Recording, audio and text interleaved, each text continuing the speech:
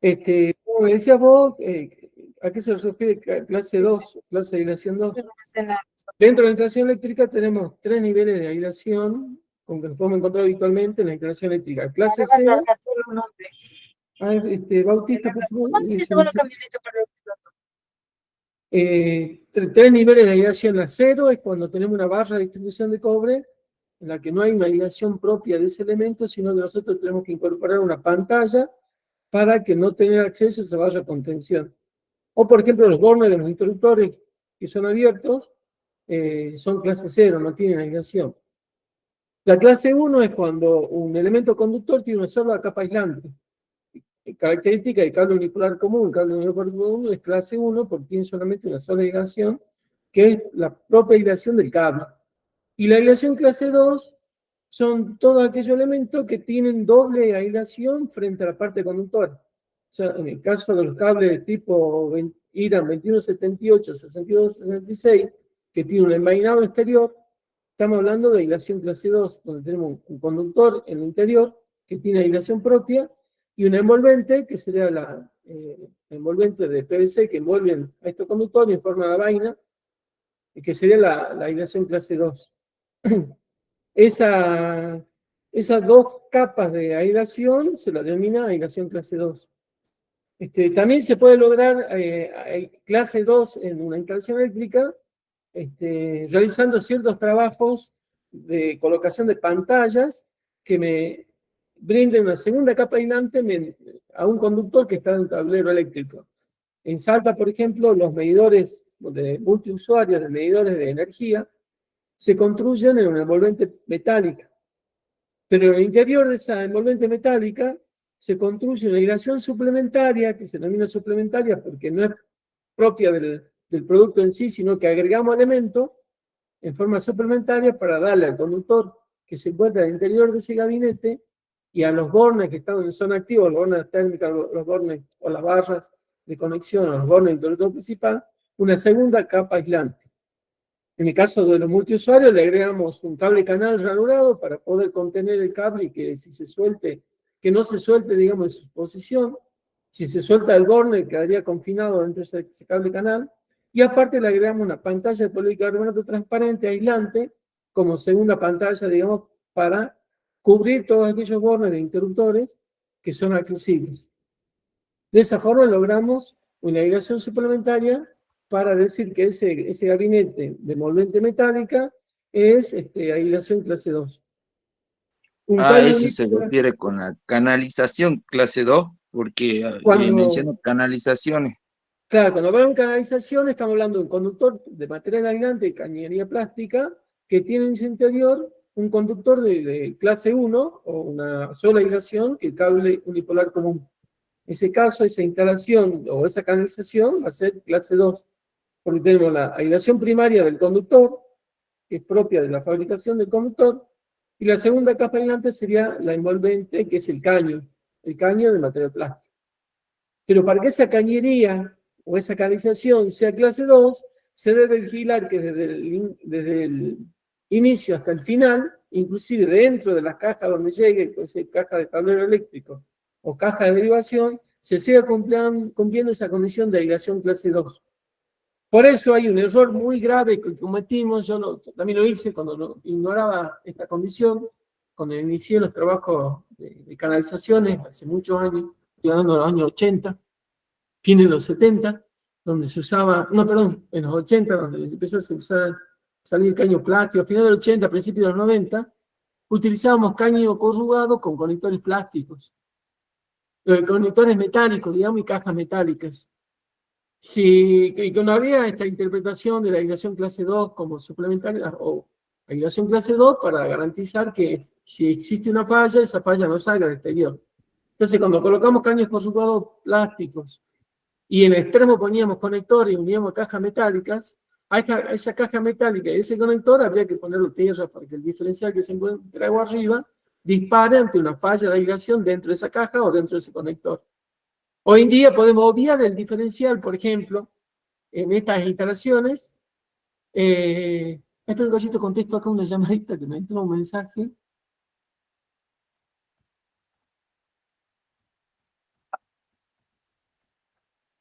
Me piden llamar y no puedo llamar. Entonces, por ejemplo, para garantizar la clase 2 y evitar colocar diferenciales en una segunda planta de un edificio, perdón, de un domicilio de 2 pisos, para que en ese tablero, en el segundo piso, o en la primera planta, o en el primer piso, recién coloquemos un tablero para comandar y proteger los circuitos de iluminación, toma corriente y fuerza motriz de ese piso, independiente del diferencial que se encuentra en planta baja, para una cuestión de mantener el servicio en el caso de disparo diferencial, o para poder acotar en la falla donde ocurre, si en planta alta o en planta baja. Si mantenemos la clase 2 desde el pilar hasta el tablero seccional general de la planta baja, y de la planta baja hasta el tablero seccional de planta alta, esto lo veremos cuando veamos tablero eléctrico, y mantenemos toda la clase 2 en esa canalización, o sea, estamos hablando de cable unipolar con agresión básica o clase 1, con un caño plástico, gabinete plástico de material aislante, puede ser plástico, poliéster u otro material, hasta llegar al tablero seccional de planta alta y allí recién poner el diferencial. Ese diferencial está correctamente instalado, pero solamente va a proteger los circuitos terminales que salen agua abajo de ese diferencial. Es el concepto entonces de que la canalización, a veces estamos obligados a mantener la edificación clase 2. Caso típico es de los edificios de departamentos. En el edificio de departamentos donde tenemos una planta baja donde están los medidores, y en la planta baja está el tablero principal de cada departamento, estamos hablando en Salta, de edificios hasta 9 pisos, estamos hablando de un departamento que se encuentra a 30 metros de distancia, por lo menos, del tablero principal. El tablero principal se encuentra en la planta baja, al lado del tablero de medidores, como establece la norma. La norma dice que el tablero principal debe encontrarse a no más de 2 metros del tablero de medidores, o del gabinete de medidores. Por lo tanto, siempre está en la planta baja. Y el tablero seccional general, el tablero seccional de cada departamento está en cada departamento, en la entrada de cada departamento. Entonces, el TP que está en planta baja, hasta el tablero seccional de cada departamento, si yo mantengo la doble aislación, no estoy obligado a colocar diferenciales en ese circuito. ¿Por qué? Porque si ocurre una falla en esa canalización, esa falla no va a salir hacia el exterior, va a quedar confinada dentro de esa canalización. Por lo tanto, Miguel, no va a poner en peligro a ningún ocupante de ese edificio. ¿Sí?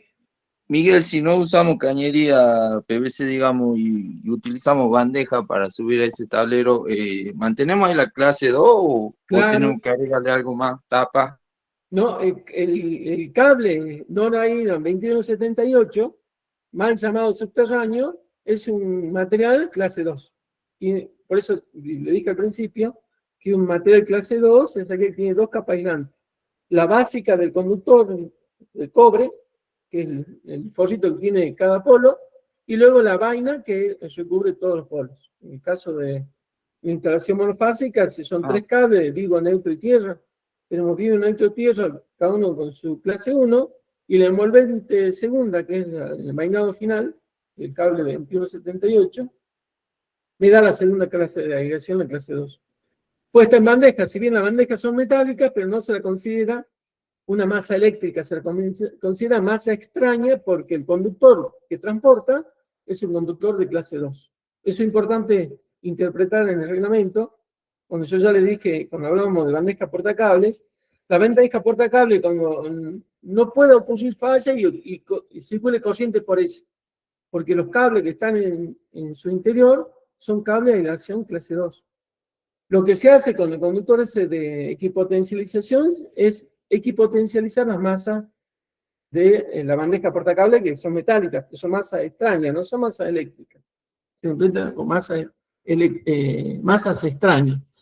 Y se le equipotencializa para que no ocurra un accidente por diferencia de potencial entre esa masa metálica y cualquier otra parte metálica de la instalación eléctrica, como puede ser escaleras, conductos de aire acondicionado, o cualquier parte metálica estructural del edificio que está acompañando a la bandeja portacable, por ejemplo, las cabreadas, las correas de los techos o de las cubiertas de las naves industriales o de las viviendas, ¿no? Con esto quiero decirle que el reglamento establece, como ya vimos la vez pasada, ese grafiquito donde estaban toda la equipotencialización de las masas en un edificio, que estamos obligados a equipotencializar todo lo que es metálico. y tenga alcance de las personas. Y sobre todo aquellas masas metálicas que estén en las proximidades de las masas eléctricas. Masa eléctrica, estoy hablando de máquinas eléctricas como carcasas de heladeras, de lavarropa, tablero eléctrico metálico que pueden existir aún en una casa. Ya vamos a ver, cuando vemos un tablero eléctrico, bajo qué condiciones podemos mantener un tablero metálico dentro de una casa, un inmueble, o cualquier parte metálica, hay que potencializarla, siempre que esté a una distancia menor o igual a 2,50 metros de esa masa eléctrica. O sea, una bandeja, si está a menos de 2,50 metros de una masa eléctrica, que puede ser una caja de paso metálica, puede ser un artefacto eléctrico, cualquier cosa eléctrica que forme parte de un artefacto, un electrodoméstico, de una máquina, que esté cerca a menos de 2,50 metros de esta bandeja portacable, me obliga a la bandeja portacable a que potencializarla. Y de hecho, cuando ponemos bandeja portacable, siempre va a estar acompañada de instalaciones eléctricas con masa eléctrica. Por eso se potencializa todas las bandejas portacables. Y por supuesto, todas esas masas metálicas que pueden ser conductoras y tener un potencial distinto al de la bandeja. En definitiva, lo que tratamos es que todo material conductor tenga el mismo potencial eléctrico. Ya le comentaba yo la vez pasada que hemos tenido una experiencia con gente de la empresa en la que tocó dos partes metálicas en un techo, en una cubierta de un supermercado, y se dio con estas circunstancias que había diferencia potencial y un pequeño choquecito eléctrico, digamos. Y no se asustó, no le pasó nada, pero quizá otra persona no preparada podría haber sufrido, qué sé yo, haberse asustado, perder el equilibrio, haberse caído del lugar donde estaba. Y a veces el peligro no es la electrocución, sino el golpe que se puede dar a través de ese pequeño choque eléctrico o diferencia potencial que provoca una circulación de corriente en el cuerpo. Quizás sea muy baja, pero suficiente para que esta persona pueda perder el equilibrio o asustarse, ¿no? Y una persona asustada en un lugar complicado puede tener sus consecuencias. A eso nos referimos entonces en clase 2. Recordemos que el concepto de canalización es construir conductos que van a proteger mecánicamente a los conductores que están en su interior. Eso es lo principal. ¿Qué significa? Que todo conductor debe estar protegido por una pantalla, que es el conducto. Y dentro de los conductos ya hemos analizado un montón de propuestas, desde los caños de sección circular, metálico, galvanizado, flexible metálico, flexible plásticos, bandeja portacables, perfil C, cable canales metálicos y plásticos, conductos bajo piso. Todos los elementos que hemos visto, el objetivo que tiene es proteger mecánicamente el cable para que no sufra ningún daño ante el accionar de las personas que lo están utilizando. Es el principio básico. Por eso, por ejemplo, cuando colocamos una bandeja portacable arriba de un tablero eléctrico, debemos cubrir con una tapita esa bandeja portacable hasta la altura de 2,20 metros, desde el piso a 2,20 metros, para evitar que alguien tome acceso, pueda dañar ese cable en ese tramo que está subiendo del tablero hacia el tramo horizontal o vertical de esa bandeja que transporta los circuitos seccionales a los circuitos terminales. ¿Está contestado tu pregunta, Mauro? De todas formas, esto lo veremos bien, analizar caso por caso cuando tengamos tablero eléctrico, un poquito la semana que viene, ya o a fin de esta semana. El tema que le entre bien en la cabeza es el concepto de aislación clase 0, es no tengo aislación, clase 1, aislación básica, y clase 2 es según dos tipos de aislación. La clase 2 se puede lograr entonces también por adicionar pantallas, por ejemplo, dentro del tablero eléctrico, para convertir tablero eléctrico que es clase 1 en clase 2. ¿Sí? Y lograr evitar colocar, más que evitar colocar diferenciales, evitar que exista un accidente eléctrico. Eso es lo fundamental, que es el principio básico de la reglamentación EA, es dictar reglamentos o formas de construir y elección de elementos para garantizar la seguridad eléctrica de los usuarios. Dentro del usuario nos estamos refiriendo a las personas que utilizan las instalaciones eléctricas de todo nivel, las personas comunes que conocen seguridad eléctrica, las personas especializadas que conocen de seguridad eléctrica, los niños y las personas con alguna deficiencia física que no le permite tener dominio pleno de su cuerpo, o ya sea porque no veo, porque no oye, o porque no puede moverse, ¿sí? Hablamos de las personas que sufren, tienen una deficiencia física que complica el uso de esta energía eléctrica. Y por supuesto, BA4, BA5, de ahí tenemos BA1, BA2, BA3, que son la mayoría de los tipos de usuarios que se pueden encontrar en los inmuebles comunes. Los BA4, BA5 que vamos a encontrar en los servicios o instalaciones que mantengan personal de mantenimiento permanente, calificada con esta categoría BA4, BA5. Y en instalaciones muy especiales, industriales, donde hay un mantenimiento correctivo y preventivo permanente para garantizar el servicio de esa industria. Pero en definitiva, siempre, cuando analizamos canalizaciones, tenemos que elegir la correcta según las influencias externas que haya en ese lugar. Me refiero, recuerden, las influencias externas son muchas y son bastante abundantes y está tratado en un reglamento específicamente que hay que analizarlo con mucho tiempo. Y en base a, bueno, al tipo de conductor que le vamos a utilizar, según la canalización, también tendremos que elegir el conductor correcto para garantizar que esa canalización se asegura. Y por supuesto, como veremos más adelante, elegir un elemento de protección adecuado para garantizar la protección de esos conductores y de esos circuitos. Con respecto a les voy a mostrar el reglamento, partes 9364, parte 5, para que vean cómo trata el tema de estas canalizaciones. La trata con un poco más profundidad, que el reglamento 771. Estamos hablando de parte 5, que es como mucho más complejo o más amplio que la parte 771, que está dedicada a cierto tipo de locales. La parte 5 engloba cualquier tipo de instalación eléctrica, por lo tanto es un poco más extenso. Y espero que voy a compartir el librito.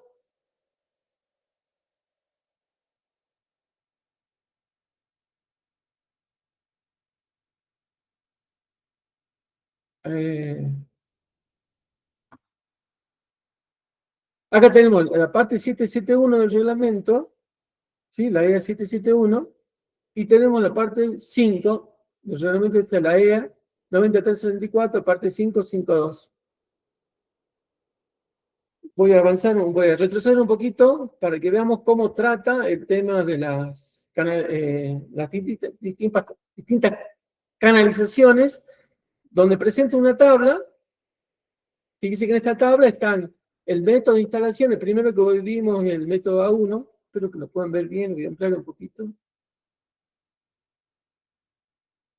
Y donde está indicado, bueno, el tipo de canalización, los conductores aislados que se transportan, la cantidad, hay una tabla acá que indica tabla y columna, dice la corriente admisible para circuitos simples, y da una referencia a cuál tabla de este reglamento tenemos que recurrir para encontrar el valor de corriente admisible para este tipo de canalización, para cables con 2 cables activos o 3 cables activos, para aislación termoplástica o aislación termoestable, ¿sí?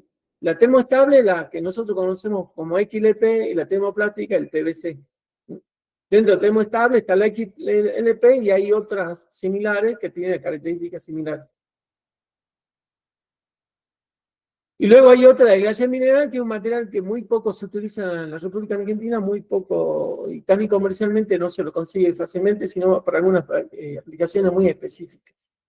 Y aparecen también tablas donde están las correcciones por factor de temperatura, corrección por factor de temperatura y reducción por agrupamiento. Entonces, para cada tipo de canalización están las referencias a las tablas que tenemos que bajar en estas hojas y encontrar esas tablas como una guía para, según el método de canalización que elijamos, recurrimos a las tablas correspondientes para encontrar el valor de corriente admisible, ¿sí?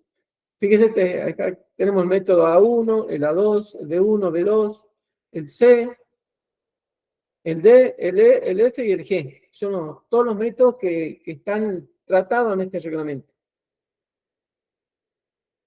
Y ya hemos visto más o menos de qué se trataba cada uno. El primero era de cañería, sección circular, o había muchas variedades de A1, puede ser cable canal embutido en pared aislante, puede ser este caño de sección circular dentro de una pared con aislante, de tal forma que esa aislante me evita o me limita la capacidad de disipación de calor de esta cañería. Por eso la corriente admisible es distinto a una pared que sea rígida, que sí puede transmitir el calor, absorber el calor de los cables mediante la envolvente y disiparla en la misma pared, absorber ese calor.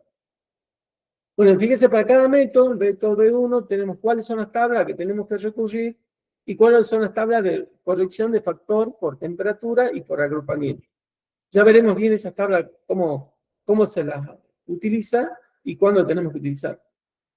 Bueno, cada método tiene las tablas correspondientes que tendremos que elegir para encontrar los valores de corriente admisible. Y aparecen las primeras tablas, que son distintas al del reglamento parte 771, porque estas tablas están agrupadas de forma distinta. La primera que aparece es la B52-2, ¿sí? Que se refieren, fíjense, a todos cables de un solo polo. Tenemos L1, L1, L1 y neutro, perdón, L1 y neutro, todos son conductores con un solo polo cargado, con distintos tipos de A1, A2, B1, B2, C, D1 y D2. ¿Sí? Acá están todos estos métodos en una sola tabla para conductores de cobre, y acá arriba nos dice cuál es el tipo de aislación, cuál es la temperatura que se contempló, tanto para la cañería en aire, como sería, o embutida en pared, como serían estos dos casos, los 5 primeros casos, o los 2 casos finales, que son para cables enterrados en ducto o simplemente enterrados. El cable, la aislación, es de PVC o libre de halógenos. Este libre de halógenos es termoplástico. 2 conductores cargados porque es línea y neutro. Cables de cobre, conductor, perdón, de cobre. La temperatura del conductor, como es PVC, máxima son 70 grados centígrados. La temperatura ambiente de referencia son 40 grados centígrados. O sea, la corriente que nosotros obtenemos acá es aquella corriente, estando el cable a 40 grados centígrados, para que su temperatura no supere los 70 grados centígrados. Si yo conduzco mucho menos corriente, quizás no supere los 40, depende qué grado de corriente yo consuma, para que esa temperatura supere los 40 o esté por debajo de los 40 o a una temperatura menor que el ambiente. Bueno, no va a ser igual que el ambiente prácticamente, el ambiente donde esté ese cable. Y hablando de cables enterrados, recuerden que son 25 grados centígrados. Estas tablas provienen de la norma IEC, acá dice tabla 52, la norma IEC 60-364, parte 5, 552, donde originalmente la corriente admisible se la toma como ensayo, digamos, en la norma, esta norma IEC, a una temperatura ambiente de 30 grados centígrados. Por lo tanto, estos valores que encontramos acá están afectados por un factor 0,87 para considerar una temperatura media, para adoptar en la República Argentina, de los 40 grados centígrados indicados acá. Por eso figura esta línea, se refiere a factores que se aplicaron para adecuar la corriente admisible de la norma original, que es la norma IEC 60-364, a la temperatura ambiente que se ha tomado en la Argentina, 40 grados centígrados en aire y 25 grados enterrado. La norma internacional toma 30 grados centígrados como temperatura ambiente en aire y 20 grados enterrado. Por eso aparece un factor 0,87, 0,95, 0,85 y 0,67. Esto se lo voy a mostrar porque yo se lo puse en el apunte. Está acá. Fíjese, para convertir entonces la norma original a la norma nuestra, como la original ensayó los cables a 30 grados centígrados para elevado a 40, son conductores aislados en PVC en aire, se aplica un factor 0,87. Para convertir la intensidad de corriente admisible de conductores aislados en XLP o EPR de 30 a 40 grados centígrados es 0,91. Para conductores aislados en PVC de suelo, tomando la temperatura del suelo a 20 grados centígrados, para llevarlo a 25, un factor 0,95. Para XLP 0,96. Y el último dice, para convertir la intensidad de corriente admisible en conductores de cable enterrados y en conductores enterrados, cable enterrado y en conducto enterrado del suelo de resistividad de 2,5 grados Kelvin por metro por watt a 1 grado Kelvin por metro por watt. Nosotros hemos considerado una más baja que lo que han considerado ellos. Por lo tanto, el factor es 1,18. Esto no nos preocupe porque ya está aplicado en las tablas nuestras. En nuestras tablas del reglamento ya están aplicados estos valores y a propósito, en la que estamos viendo en esta, ya están aplicados esos factores, ya están adecuados a la temperatura ambiente de la República Argentina. Debemos analizar en cada instalación cuál es la temperatura ambiente que vamos a adoptar. Si tenemos como referencia, como dato estadístico, una temperatura menor, vamos a aplicarle a todos los conductores un factor de reducción de esa temperatura menor. Ya veremos la tablita un poquito más adelante. Si son temperaturas mayores en la media que los 40 grados centígrados, tenemos que aplicar a todos los conductores un factor de corrección de la corriente admisible. O sea, esta es la máxima corriente a la que podemos cargar este cable, cada uno de estos cables, según el método de instalación. Y tomando en cuenta un solo circuito en ese caño. Es importante, tomando en cuenta un solo circuito en cada caño. El reglamento nos admite hasta 3 circuitos en un caño. Esta corriente admisible es considerando un solo circuito en cada caño. Por ejemplo, para el de 2,5, fíjense, según las distintas canalizaciones, tenemos una corriente de 17 amperes en un caño, dentro de un muro aislado, ¿sí? Donde tenemos un circuito monofásico, 17 amperes. El cable de 2,5, pero conformado como cable norma IRA 2178 con la adhesión de PVC simplemente enterrado, soporta una corriente de 39 amperes. Fíjense la diferencia entre esta corriente y esta, por el simple hecho de estar trabajando a distintas temperaturas. Y la posibilidad de disipar el calor de forma distinta. Si el mismo cable de 2,5 puede transmitir, estando enterrado, 39 amperes. Pero acá hay un problema.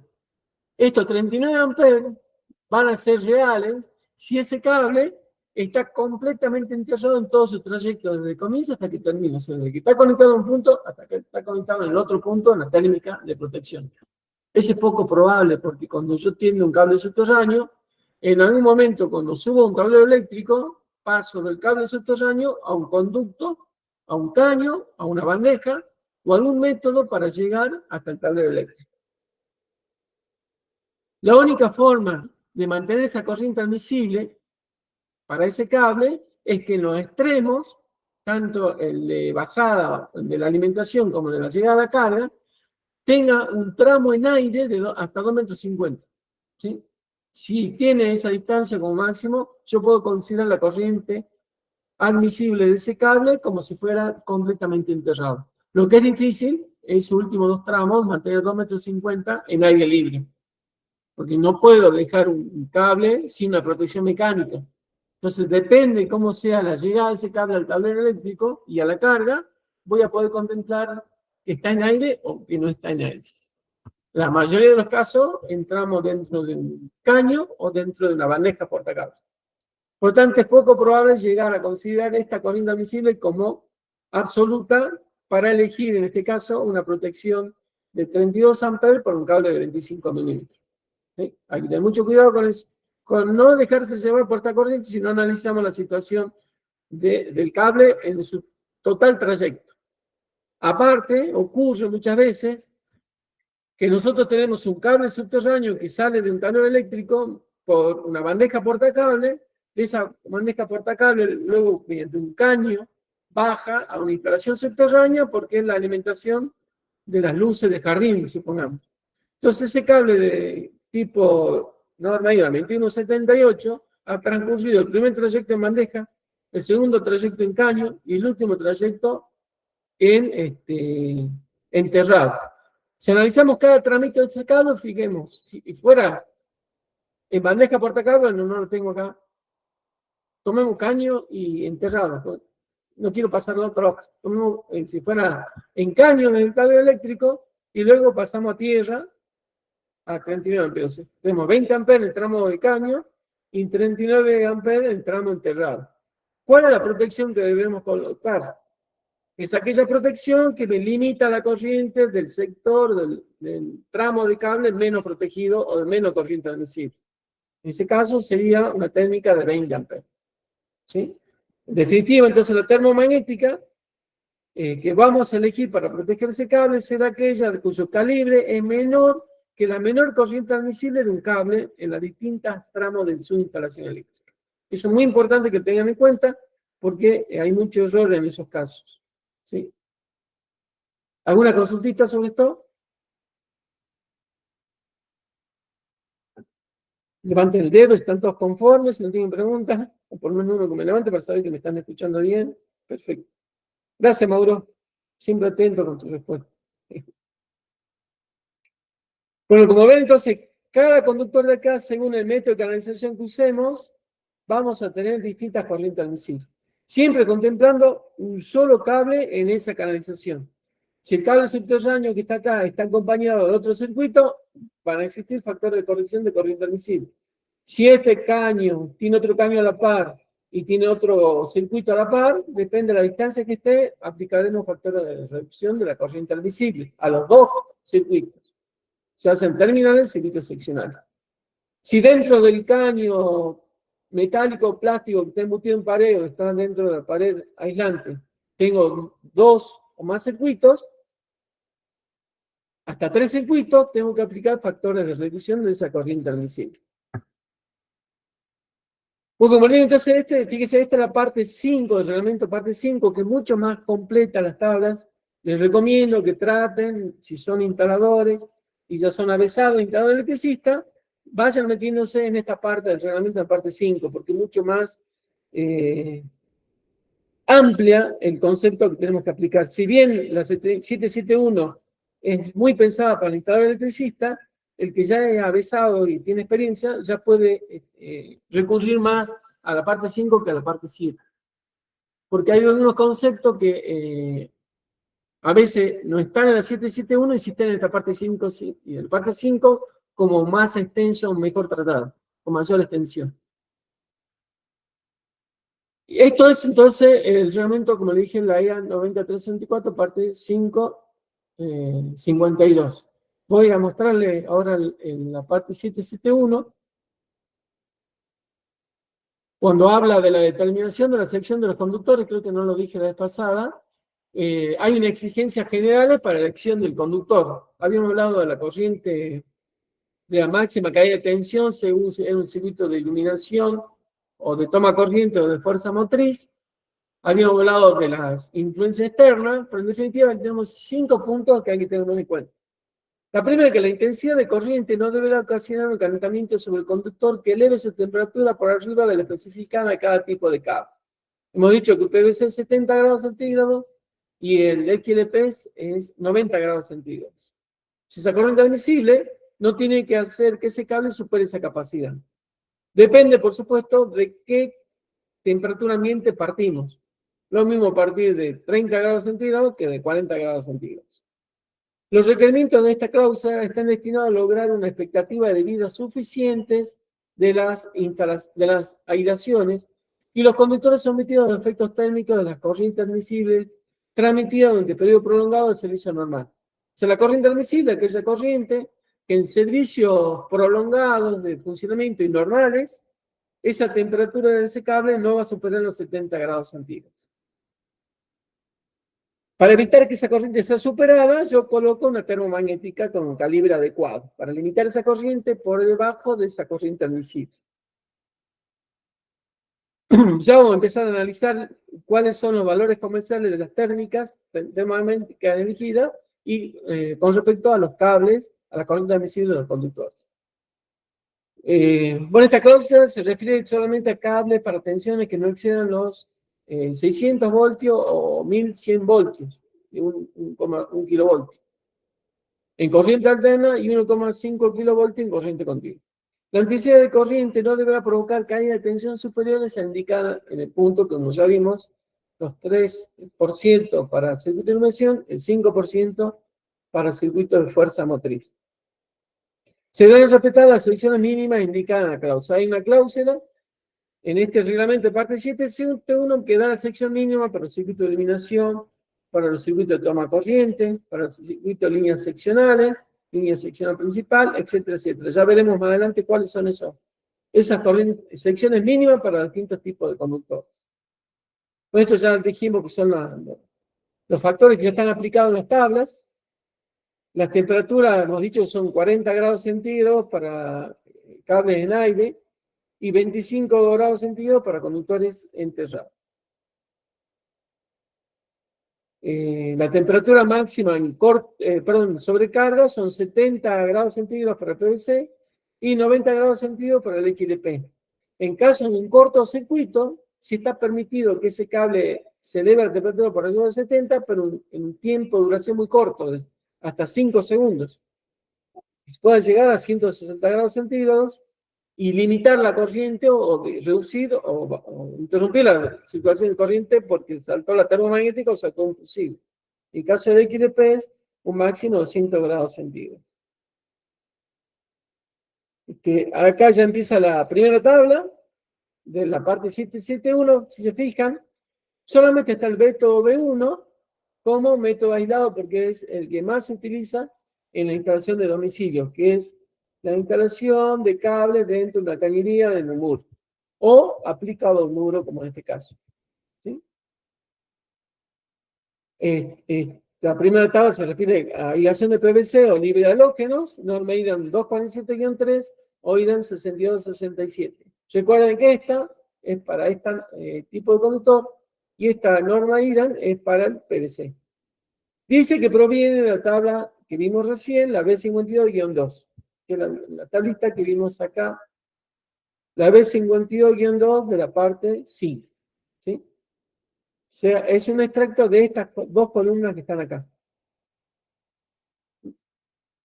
Y por supuesto, los valores corrientes van a ser lo mismo. ¿Y qué dice acá? La primera columna es para dos conductores activos, línea y neutro, y la segunda columna es para tres conductores activos. Línea 1, línea 2, línea 3. Puede contener el neutro también esa interacción, porque se supone que las corrientes trifásicas son equilibradas. O sea, esta corriente admisible se considera que la corriente trifásica es equilibrada, que significa que en el neutro no hay circulación de corriente, no hay aporte de calor por circulación de corriente. Acá abajito, bueno, hay otros métodos que ya vimos la vez pasada. ¿Se acuerdan que había varios métodos? Voy a volver a mostrarles esta tablita que vimos acá. Por ejemplo, el método B1, tengo varios métodos. El cable en grampas, engrampado en la pared, pegado a la cañería, al muro o separado 1 centímetro. La cañería embutida en pared rígida. Cable canal, vertical o horizontal. Cable canal con compartimento. Cable canal embutido en el piso. Todo esto es un método B1. La corriente admisible de cualquiera de estos conductores es la que nosotros vamos a observar en esta tabla que está acá. Y a eso hace referencia a la nota 1. ¿Sí? Que esta corriente admisible no es tan solo para estos dos métodos que están acá, sino para otros que también están vivos recién en esa tablita de método B1. ¿Qué más dice? Estas notas son importantes y están en todas las tablas y hay que leerlas siempre, o por lo menos siempre tomarla como referencia de lectura para ver qué conceptos tuvo para esta construcción de tabla. Acá dice que en la tabla se deben considerar las siguientes referencias. 2X significa dos conductores cargados, sea línea y neutro, más el conductor de tierra. 3 por significa tres conductores cargados, más neutro, más tierra. La nota 3, fíjense, nota 3 dice, voy a ampliar. Esto lo acoto porque muchas veces no lo lee nadie y no tiene en cuenta las pequeñas notillas que están acá. Antes de la 2, de la 3, de la 3, dice los conductores que cumplen con la norma IRAN 247 y 3 han reemplazado en la práctica aquellos que cumplen con la norma IRAN 2183. Aun cuando ambas normas no son estrictamente equivalentes. Esta norma ya no se fabrica bajo esta norma, sino bajo esta norma. Esto lo acota porque hay pliegos de licitaciones que todavía figura como referencia la norma IRAN 2143, cuando esta ya ha sido suplida por la norma y por mantener mejor calidad de producto por esta norma 247-3, que es la de venta normal en cualquier negocio de electricidad y cualquier fabricante de la República Argentina. ¿Qué dice ahí? Decimos, ver nota 3. Dice, para los circuitos polifásicos, son más de un polo, sería el trifásico, por ejemplo, esta tabla está confeccionada considerando un circuito equilibrado, donde por consiguiente por el conductor de neutro no circula corriente, no contribuyendo esta a la generación de calor. Dice la tabla, esto es importante, también es aplicable un circuito desequilibrado, donde la corriente de desequilibrio que circula por el conductor de neutro produce un calor efecto Joule, sin que esta corriente aumente la cantidad de calor total generada, debido a que la misma es compensada por la disminución de corriente en algunos de los conductores de línea. Cuando se requiere tener en cuenta el efecto de armónicas impares de orden superior, se debe aplicar la corrección establecida en el tabla tal. Acá dice, primero que cuando hay desequilibrio, hay una fase que disminuye esa corriente, y esa corriente que disminuye una fase es la que circula por el neutro. ¿Sí? Entonces, si bien circula corriente de neutro, significa una baja en una fase, o sea, una fase va a generar menos calor que el calor que genera esa corriente diferencial por el neutro. Por lo tanto, se considera también para circuito desequilibrado. Y por último dice que en el caso de presencia de corriente armónica, que hace referencia en este capítulo, que los invito a que lo lean, se refiere a que cuando en el circuito trifásico tenemos consumos, donde ese consumo tiene generación de corriente armónica del tercer orden, del tercer grado, esa corriente armónica, en las limitaciones trifásicas, se encuentra en las tres fases. Como se encuentra en la misma fase, recuerden que las tres fases están desfasadas a 120 grados, pero como son corriente armónica de tercer grado, esa corriente armónica está en fase en las tres fases. Y se suman en neutro, significa que en neutro va a circular una corriente armónica, y no de desequilibrio, sino una corriente armónica, esta armónica de tercer orden, que a veces supera la corriente de las fases. Según ese contenido de la armónica, que es el famoso THD, que veremos en algún momento al final de esta capacitación, que es el porcentaje de contenido armónico de las instalaciones, que según ese grado, si supera el 15% de contenido armónico, hay que empezar a reformular tanto la sección de neutro como su protección. En algunas ocasiones hay necesidad de duplicar la sección de neutro con respecto a la viva, al conductor de vivo, e inclusive la protección del neutro que sea superior a la protección de los vivos. De hecho, hay interruptores que tienen esa posibilidad de regular la corriente neutro distinta a la regulación de la fase. Por eso es importante esta partecita de esta tabla, que nadie la leyó cuando empezó a utilizar la tabla, pero es importante tener en cuenta. ¿Alguna duda respecto de esta, la primera tabla que vamos a analizar? Perdón, me olvidé decirle que acá está aclarado que todos los valores de corriente de domicilio está contemplado en la temperatura ambiente de 40 grados centígrados. ¿Alguna consulta? ¿Alguna duda que tengan?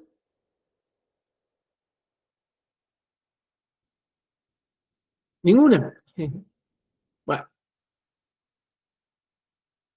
Está muy concentrado, chicos, entienden todo, qué bueno.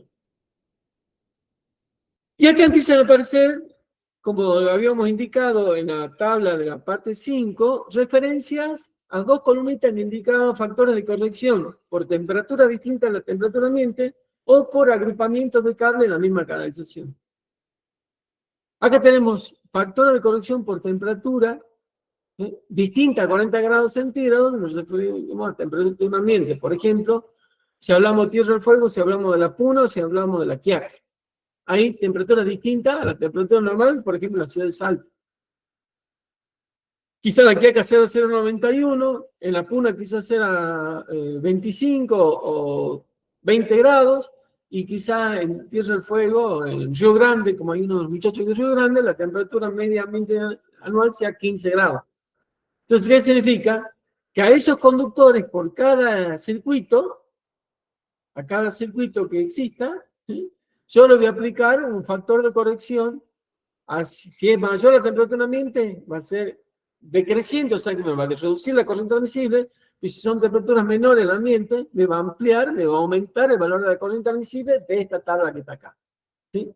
Por ejemplo, para 2,5 tengo una corriente de 21 amperes a 40 grados centígrados. Y si estoy en la Puna, donde la temperatura ambiente es 25 grados centígrados, aplico este factor de ampliación de corriente, o sea, 21 por 1.22, la corriente admisible de cable 2,5 en la Puna es 25 amperes.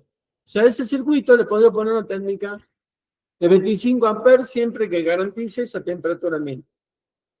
Pero si es el mismo cable, está la quiaca, donde la temperatura ambiente es 45 grados centígrados, a los 21 por 0,91 me queda 19 amperes. O sea, la corriente admisible del cable 2,5 en la quiaca, si es afuera la temperatura ambiente, sería de 19 amperes. O sea, la protección que le podría poner en este cable sería de 16 amperes, porque es el valor comercial que me ofrece el mercado, ¿no? El mercado argentino de calibre de termomagnético.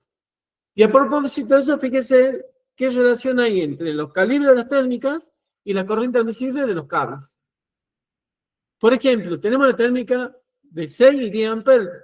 Hay calibres menores como de 4, de 2 amperes o de 1 amper, pero hablemos de las más usuales para circuitos de iluminación, donde las corrientes rondan los 5, los 4 amperes.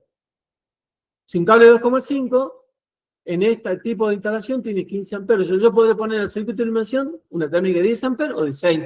Depende cuál es la corriente IB, y ya habíamos dicho la vez pasada que la corriente de proyecto. Para el cable de 2,5, yo le puedo poner una protección, supongamos un circuito de toma corriente de 20 amperes, porque la corriente admisible es 21. O sea, al cable de 2,5 le puedo sacar 20 amperes como corriente máxima. Está la térmica de 20 o de 16. Habitualmente le ponemos 16. Para el cable de 4 tenemos la técnica de 25 amperes, ¿sí? El valor comercial es menor que los 28 amperes, que la máxima capacidad de corriente puede conducir. Podemos poner 20 si es necesario, quizás 16, quizás elegimos 4, porque la caída de tensión me exige colocar un cable de 4 para que esa caída de tensión sea menor del 3%, pero que la corriente de consumo no sea más de 10 amperes, entonces puede poner térmica de 10, por ejemplo. O sea, no me obliga la sección del cable poner la técnica del calibre más próximo a esa corriente admisible. No es necesario, porque va a depender de cuál es la carga que va a limitarse el circuito. Por supuesto, esto depende del proyectista como decisión final. Para el cable de 6 está la térmica de 32 amperes, menor que 36. Para el cable de 10 tengo la térmica de 40 amperes, menos de 50. O tengo una térmica de 50 amperes para poner un cable circuito monofásico de 10. Para 16 amperes tengo 66 amperes si es monofásico, una térmica de 63. Para 25, el valor comercial que viene a la térmica es 80 amperes. Para el de 35, el valor térmica es 100 amperes. ¿Sí? Para el cable 50, tengo una térmica de 125 amperes, que es el máximo calibre en la térmica de formato DIN. ¿Sí? Después ya pasamos a interruptor compacto, bueno, es otro lenguaje ya distinto. ¿Sí? De hecho, vienen compactos de 160, de 200, de 250 regulable a 225, por ejemplo, para estar dentro de la convención del cable 120, etcétera, etcétera. Inclusive, interruptores que tienen regulación térmica mucho más fina. Pero en definitiva, fíjese que los valores de las corrientes nominales de las termomagnéticas están asociados con los valores de las corrientes estándar de las cables monofásicos. Si hablamos de circuitos trifásicos, ya cambia un poquito. Al cable de 10, si es trifásico, no puedo poner térmica más de 40. Al cable de 6 sí puedo poner 32 con máximo, no hay problema.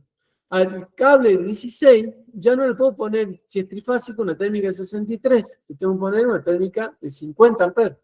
Estoy depreciando 9 amperes. ¿Sí? Porque no hay técnicas mayores de 50 amperes que me protegen el circuito. Salto a 63, por tanto un cable de 16 trifásico no lo puedo poner técnica 63, debo poner 50. Y este es un error habitual de todos los instaladores. Esto yo lo he notado, que todos los instaladores ven este valor de corriente, pero se olvidan que ese valor de corriente es para un circuito monofásico. Si es trifásico, tenemos que tomar 50 amperes. Para el cable de 25, técnica 63, si es trifásico, técnica 80 si es monofásico. Para el de 95, una térmica de 80 para trifásico, una térmica de 100 amperes para monofásico. Fíjense la diferencia que hay según la cantidad de conductores activos que tenga esa canalización. ¿Alguna preguntita sobre esto? ¿Me levantan el dedito para estar dentro conforme? Gracias, Liana. Gracias.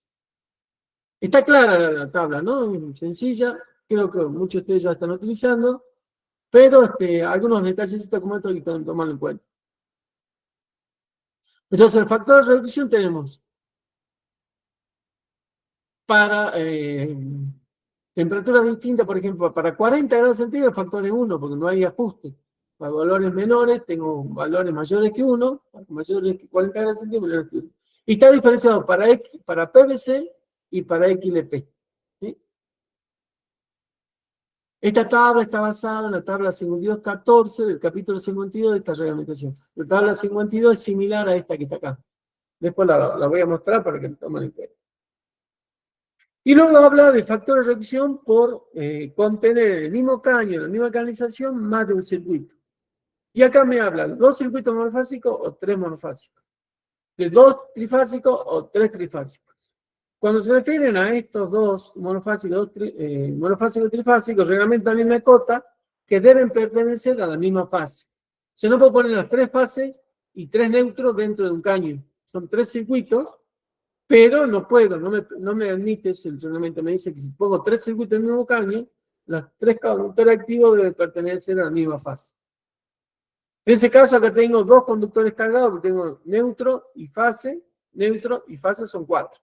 Acá son 6 cargados, porque tengo 3 conductores de línea en la misma fase y 3 conductores neutros son 6. Entonces, los factores a aplicar son 0,8 para ambos circuitos.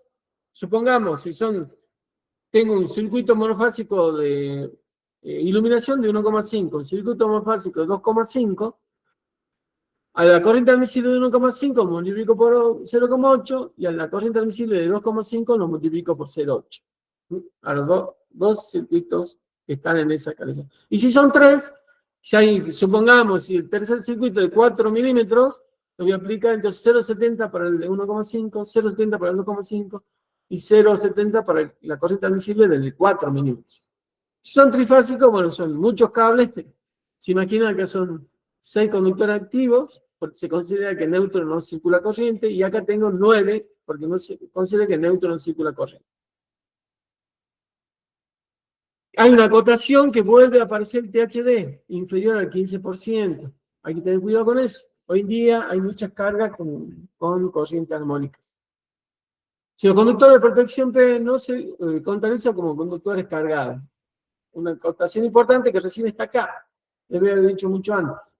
Los conductores neutros no se contabilizan como conductores cargados si el contenido armónico es inferior al 15%. O sea, acá ya hay una limitación en la consideración de la corriente neutra. Si el contenido armónico menor del 15%, no se considera que el neutro aporte calor. Bueno, dice, está basada en la 52.17 y tenemos el capítulo 52, que es una tabla similar a esta en el reglamento 52. Acá hay una referencia a conductores en aires, pero vamos a descansar, ya hemos llegado a las 20. Tomemos un descansito de 10 minutos hasta las 20:10 y continuamos, ¿le parece bien? Bien. Sigamos conectados porque esto no se desconecta, así que descansamos 10 minutitos y volvemos.